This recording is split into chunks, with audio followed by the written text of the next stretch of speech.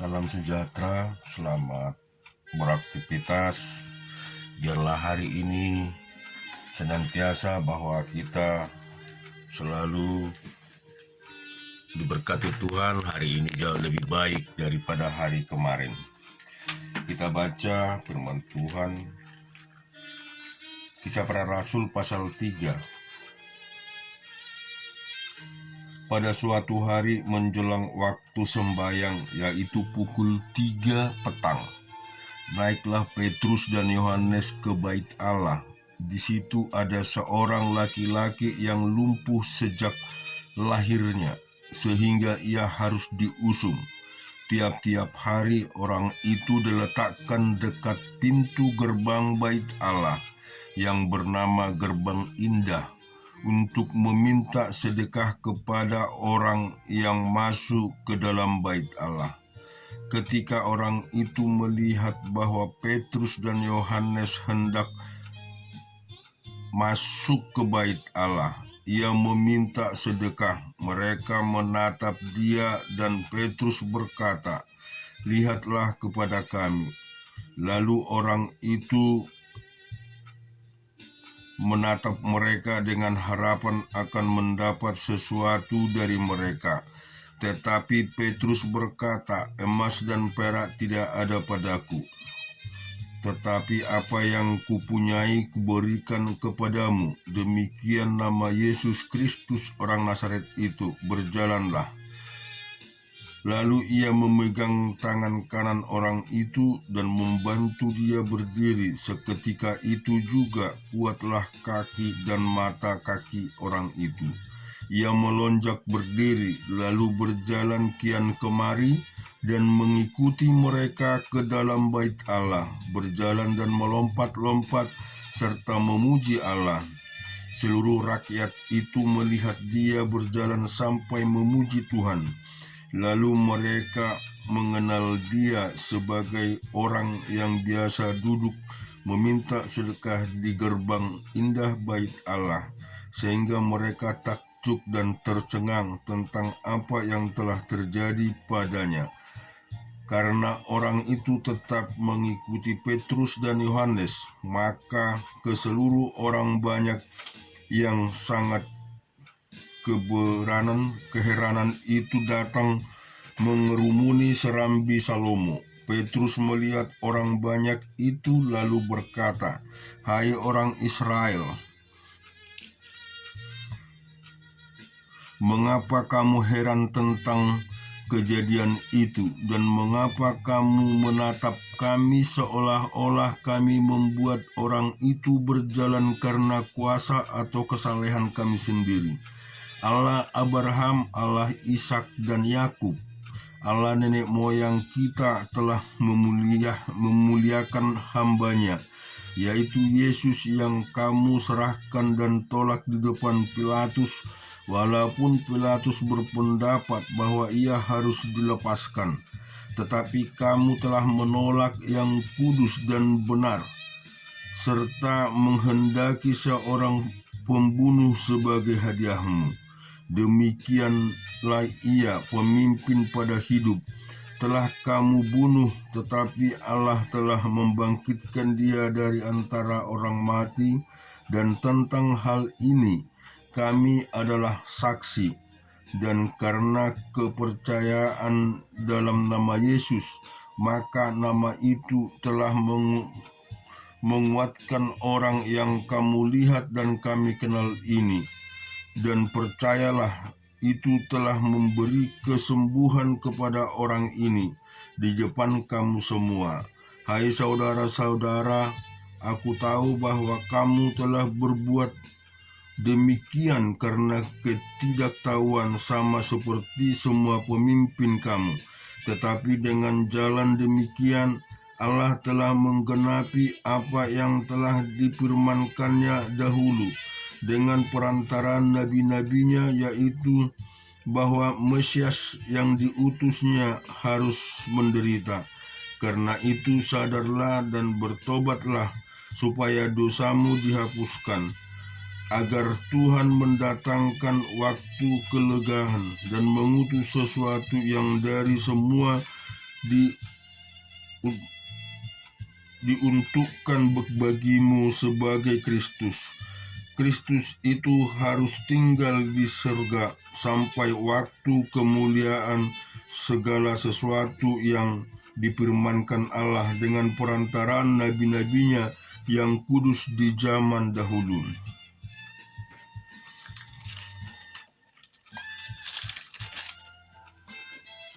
Bukankah telah dikatakan Musa, Tuhan Allah akan membangkitkan bagimu seorang nabi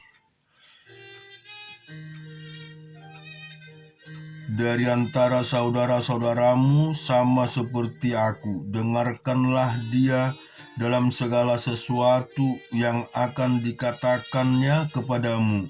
Dan akan terjadi bahwa semua orang yang tidak mendengar nabi itu akan dibasmi dari umat kita. Dan semua nabi yang pernah berbicara, mulai dari Samuel dan sesudah dia, telah bernubuat tentang zaman ini.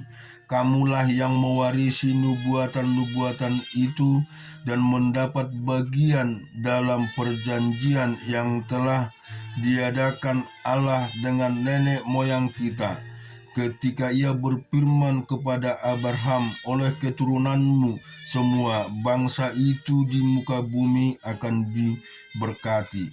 Dan bagi kamulah pertama-tama Allah membangkitkan hambanya dan mengutusnya kepada kamu, supaya ia memberkati kamu dengan memimpin kamu masing-masing kembali dari segala kejahatan. Kita juga merenungkan firman Tuhan di dalam Mazmur pasal yang 125, 126, dan 127.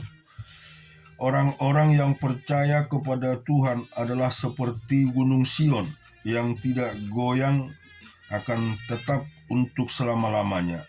Yerusalem, gunung-gunung sekelilingnya, demikian Tuhan sekeliling umatnya, dari sekarang sampai selama-lamanya.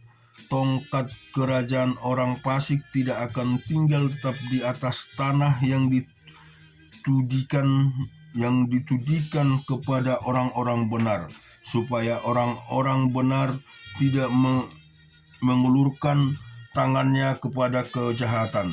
Lakukanlah kebaikan ya Tuhan kepada orang-orang baik dan kepada orang-orang yang tulus hati.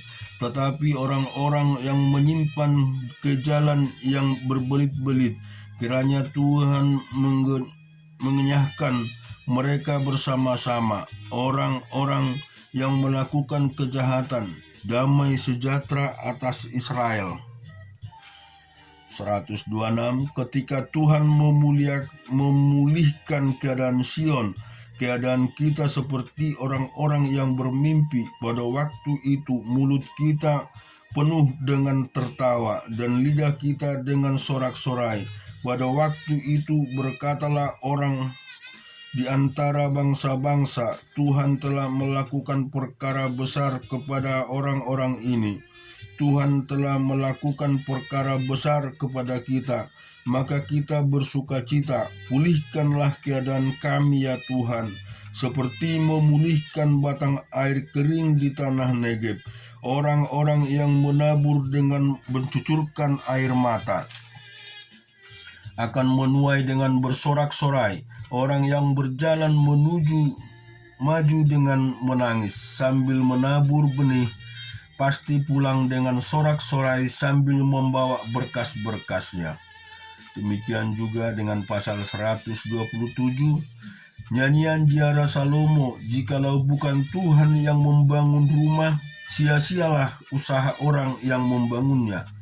Jikalau bukan Tuhan yang mengawal kota, sia-sialah pengawal berjaga-jaga dan duduk-duduk sampai jauh malam, dan makan roti yang diperoleh dengan susah payah, sebab ia memberikan kepada yang dicintainya pada waktu tidur. Sesungguhnya anak-anak lelaki adalah milik pusaka daripada Tuhan, dan buah kandungan adalah suatu upah. Seperti anak-anak panah di tangan pahlawan, demikianlah anak-anak masa muda. Berbahagialah orang yang telah membuat penuh tabung penahannya dengan semuanya itu. Ia tidak akan mendapat malu apabila ia berbicara dengan musuh-musuhnya pintu gerbang. Dan di ayat 128, berbahagialah setiap orang yang takut akan Tuhan, yang hidupnya menurut jalan yang ditunjukkannya. Apabila engkau memakan hasil jerih payah tanganmu, berbahagialah engkau dan baiklah keadaanmu. Istrimu akan menjadi seperti pohon anggur yang subur di dalam rumahmu. Anak-anakmu seperti tunas pohon zaitun sekeliling mejamu. Sesungguhnya demikianlah akan diberkati orang laki-laki yang takut akan Tuhan.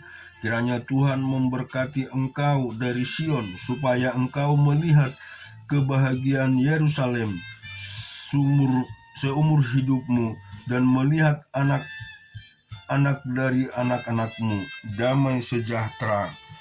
Dan kita juga renungkan di Yesaya pasal yang ke-6.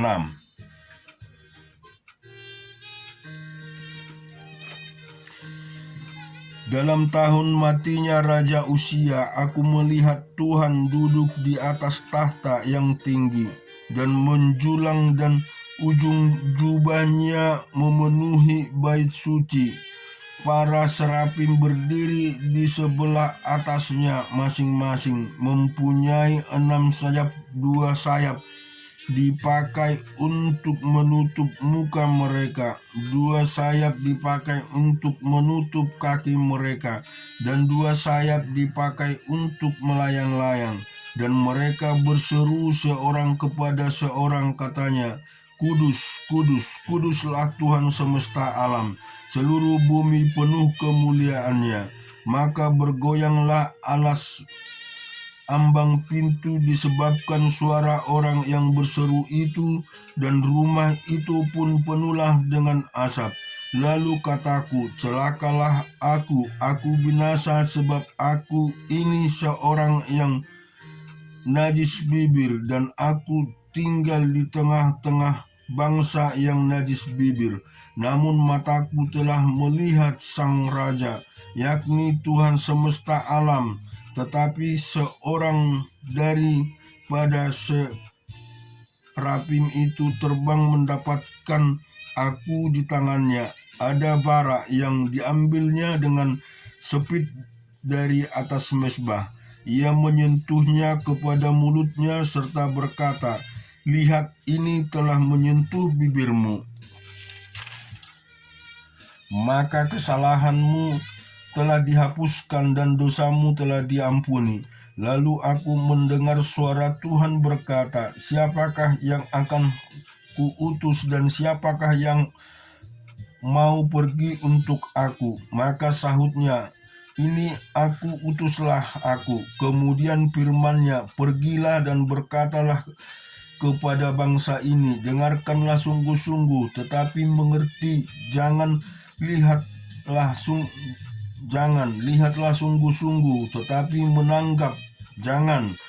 Buatlah hati bangsa itu keras, buatlah telinganya berat mendengar, dan buatlah matanya melekat tertutup, supaya jangan mereka melihat dengan matanya, dan mendengar dengan telinganya, dan mengerti dengan hatinya, lalu berbalik dan menjadi sembuh.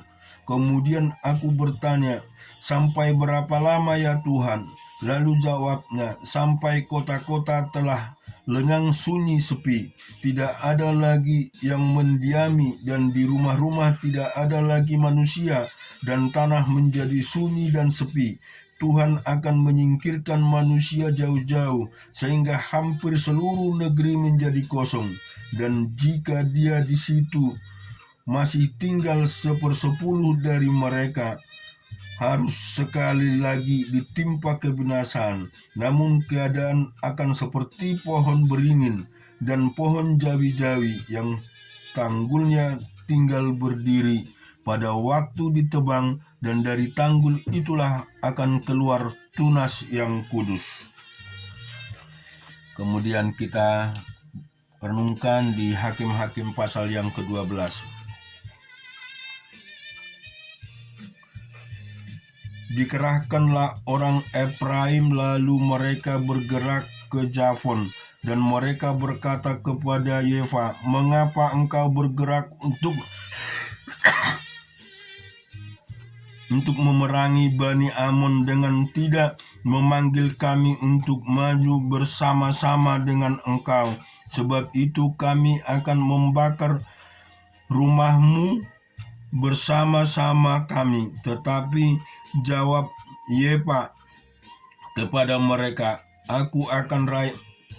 Aku dan rakyatku telah terlibat dalam peperangan yang hebat dengan Bani Amon. Lalu aku memanggil kamu, tetapi kamu tidak datang menyelamatkan aku dari tangan mereka. Ketika kulihat bahwa tidak ada yang datang menyelamatkan aku, maka aku mempertaruhkan nyawaku, dan aku pergi melawan Bani Amon itu, dan Tuhan menyerahkan mereka ke dalam tanganku. Mengapa pada hari ini kamu mendatangi aku untuk berperang melawan aku? Kemudian Yefa mengumpulkan semua orang Gilead, lalu mereka berperang melawan suku Efraim, dan orang-orang Gilead mengalahkan suku Efraim itu, sebab orang-orang itu mengatakan, "Kamulah orang-orang yang telah lari dari suku Efraim. Kamu Gilead itu ada di tengah-tengah suku Efraim dan suku Manase untuk menghadapi suku Efraim itu." Maka orang Gilead menduduki tempat-tempat penyeberangan sungai Yordan. Apabila dari suku Efraim itu ada yang lari dan berkata, "Biarkanlah aku menyeberang," maka orang Gilead berkata kepadanya, "Orang Efraim engkau." Dan jika ia menjawab, "Bukan," maka mereka berkata kepadanya, "Coba katakan dahulu Sibolet." Jika ia berkata Sibolet, jadi tidak dapat mengucapkannya dengan tepat, maka mereka menangkap dia dan menyembelinya dekat tempat-tempat penyeberangan sungai Yordan itu. Pada waktu itu tewaslah dari suku Efraim 42.000 orang. Yefa memerintah sebagai hakim atas orang Israel 6 tahun lamanya. Kemudian matilah Yefta orang Gilead itu, lalu dikuburkan di sebuah kota di daerah Gilead. Sesudah dia, maka Ebzan dari Bethlehem memerintah sebagai hakim atas orang Israel. Ia mempunyai 30 anak laki-laki, 30 anaknya perempuan, dikawinkannya keluar kaumnya, dan 30 anak perempuan diambil dari luar kaumnya untuk anak-anak lelaki itu. Ia memerintah atas orang Israel 7 tahun lamanya. Kemudian matilah Ebzan, lalu dikuburkan di Bethlehem.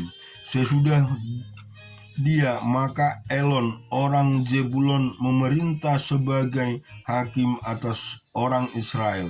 Ia memerintah atas orang Israel 10 tahun lamanya. Kemudian matilah Elon orang Zebulon itu, lalu dikuburkan di Ayalon di tanah Zebulon. Sesudah dia, maka Abdon bin Hilal orang Piraton memerintah sebagai hakim atas orang Israel. Mempunyai 40 anak laki-laki dan 30 cucu laki-laki yang mengendarai 70 ekor keledai jantan. Ia memerintah atas orang-orang Israel 8 tahun lamanya. Kemudian matilah Abdon bin Hilal orang Piraton itu, lalu dikuburkan di Piraton di tanah Efraim di pegunungan orang Amalek. Syukur kepada Tuhan, kita telah membaca dan merenungkan kebenaran firman ini.